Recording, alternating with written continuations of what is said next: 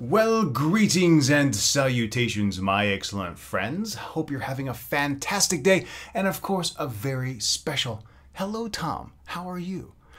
I feel like it's been so long since I've made a video, and I really guess it has. So this week, excellent topic. And if you haven't seen Tom's side of the conversation, go down into the description box and click the link. Soul Tea is his YouTube channel. This week, he brought up the discussion, what to do about EPIK and its imminent demise, the future of English education in Korea without EPIK. Now, this, of course, is a topic I have spoken about many times over the years, so I'm going to try and make this pretty succinct. Now, I have long said that getting rid of EPIK is the right thing to do.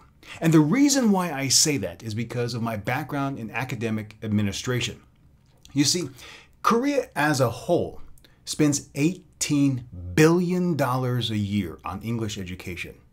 Think about it, $18 billion a year. And overall, as a nation, Korea falls in the middle of the OECD in terms of English efficacy.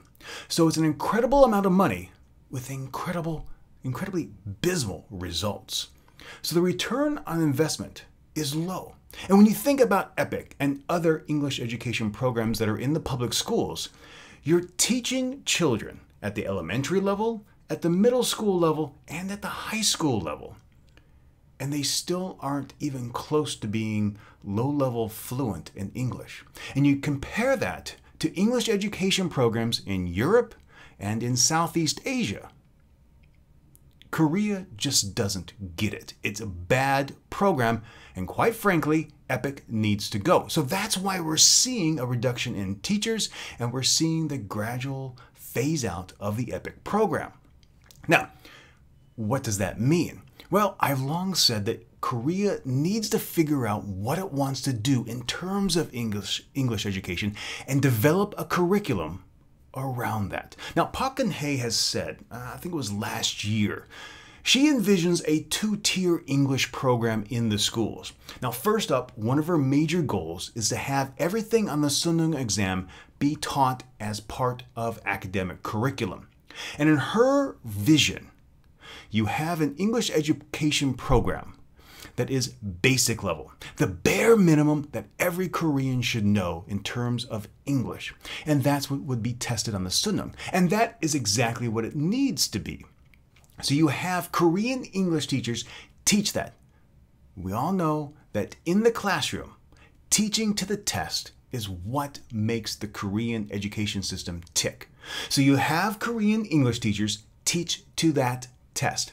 Now, Park Geun-hye also said that she wants students who have a desire to learn more English, have the opportunity to have advanced classes. Now, for these classes, you need to bring in ESL qualified teachers. Now, I'm not talking about recent graduates who come over to Korea and stand in the classroom and teach.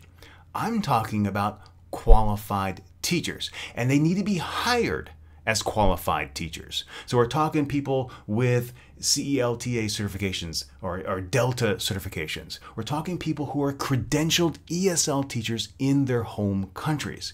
And expand it beyond the Golden 7 countries that we have here.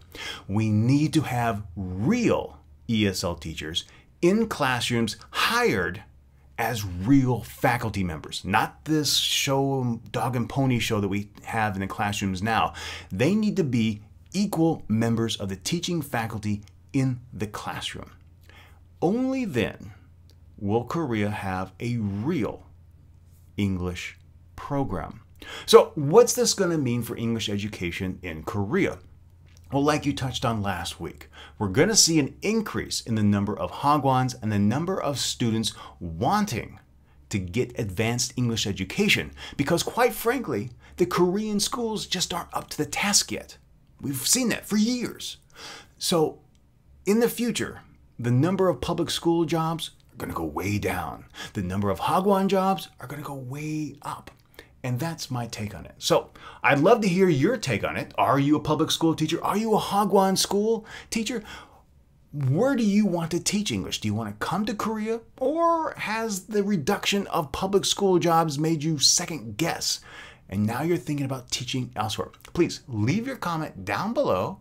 And until next time, stay true to yourself and always be awesome.